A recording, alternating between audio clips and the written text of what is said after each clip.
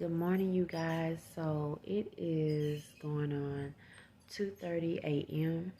and it is February the 19th of 2024.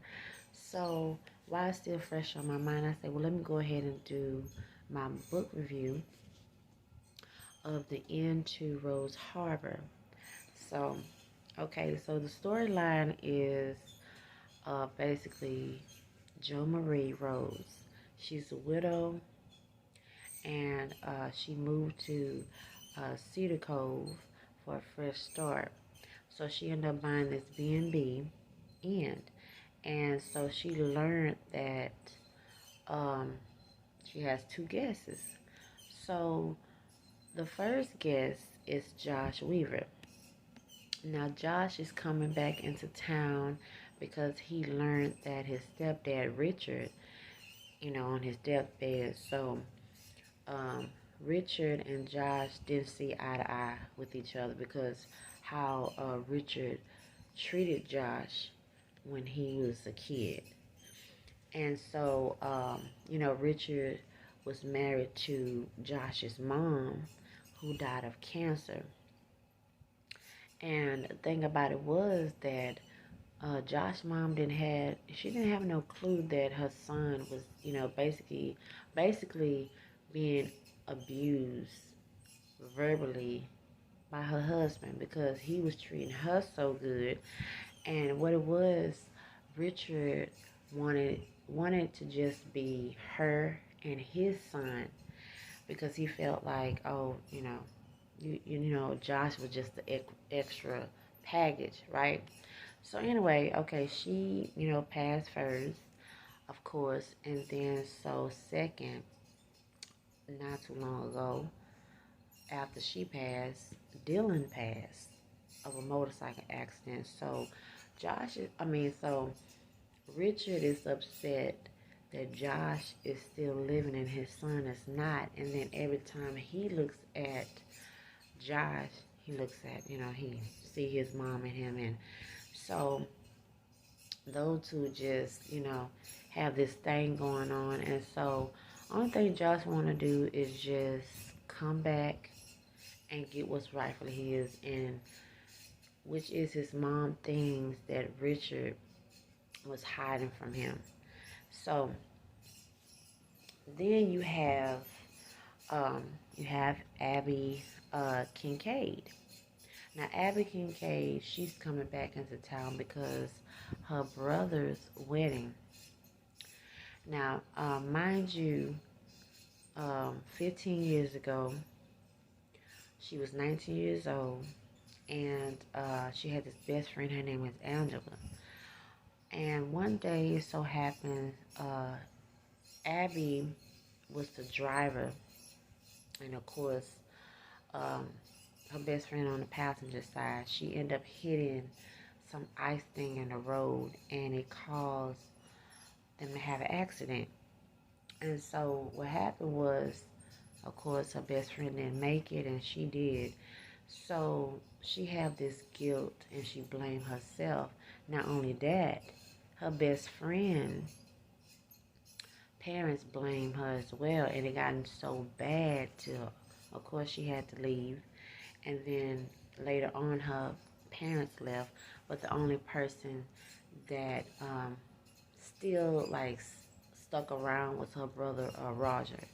Now Roger lived in Seattle, but he came back into town because of his bride to be. That's where she's from as well.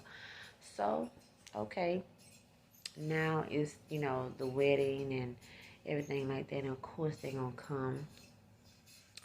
And so basically she's so full of guilt and blame herself to it feels like her grief causes her, it's like put a pause in her life. She never got married, she never had kids.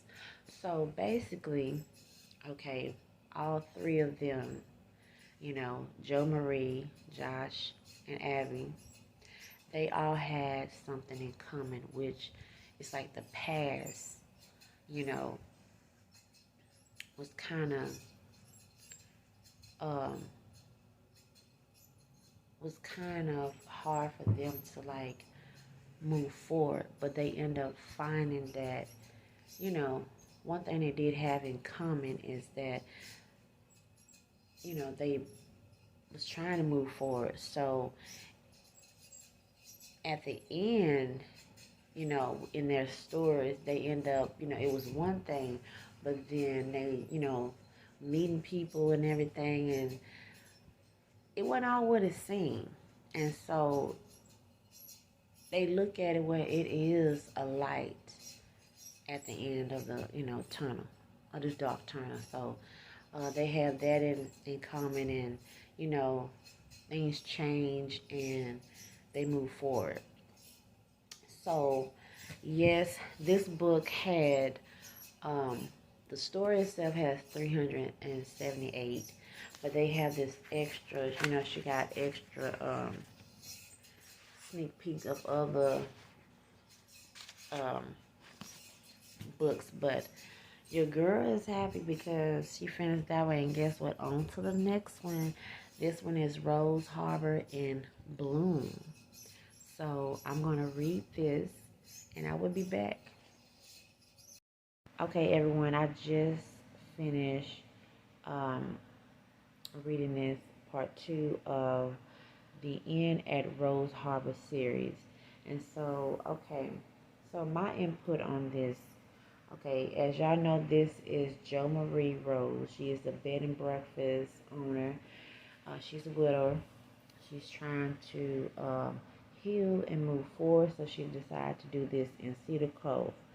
Okay, so now this go around is telling more of her story, which I like, and she still has her handyman, Mark Taylor.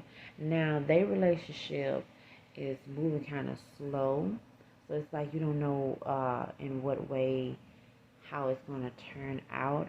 But along the way, you have her dog Rover, whom she's thinking that her late husband Paul sent to connect her and Mark Taylor.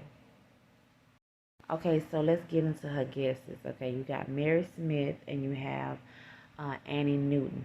Okay, Mary Smith, she is a businesswoman from New York. She just came into Cedar Cove to the inn to stay. Okay, now Mary has so many secrets, y'all.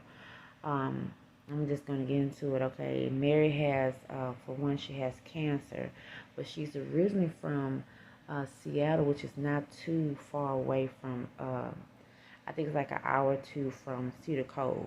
Okay, she came back into town or that way for her long lost love because she has cancer, so she don't know if she's going to die or she's going to live, okay?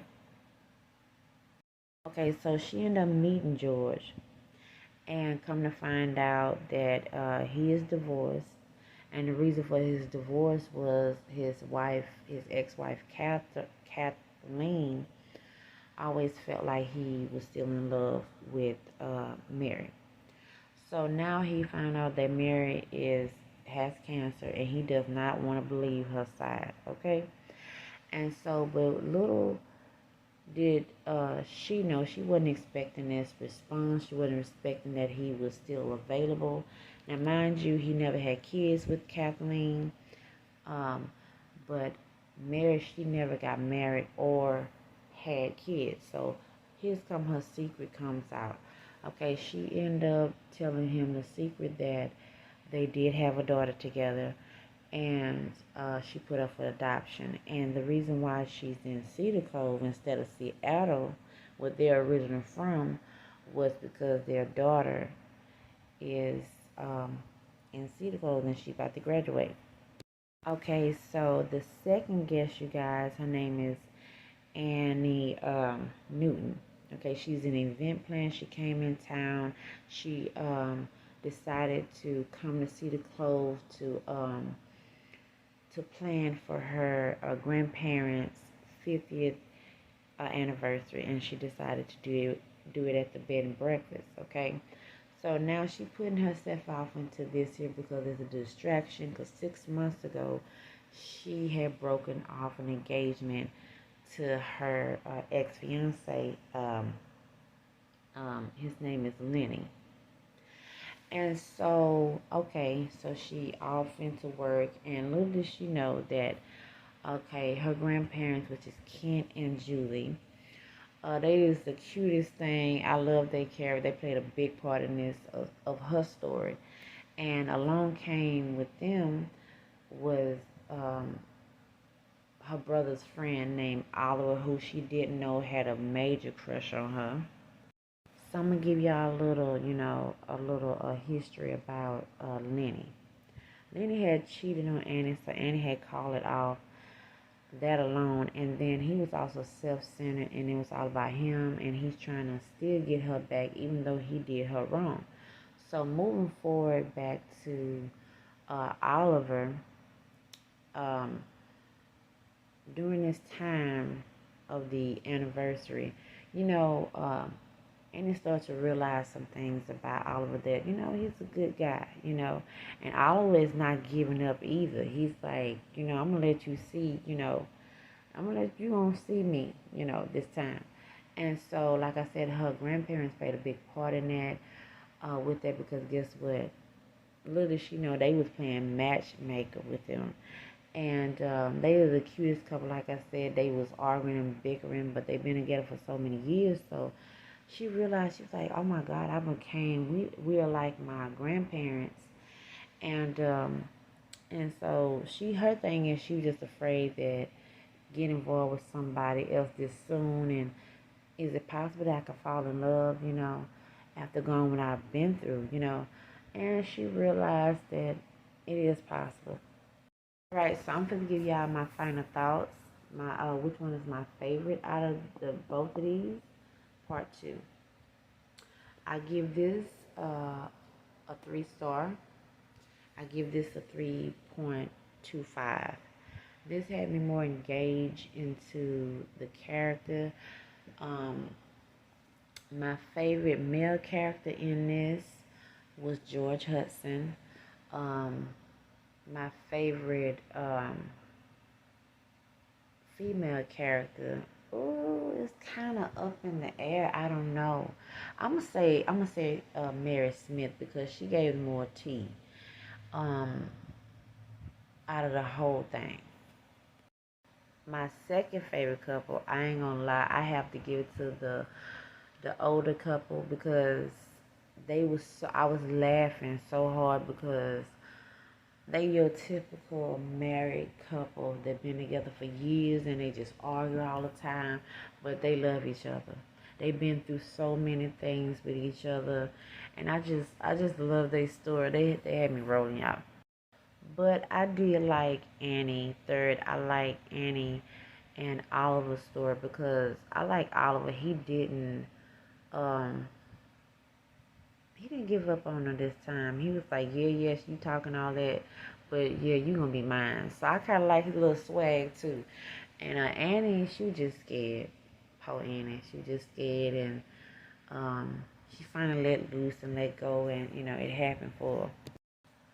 Last but least is Joe Marie and Mark Taylor. It's starting out real slow. I don't know how this gonna come about, because like I said, it's 4 parts to this, so we should see.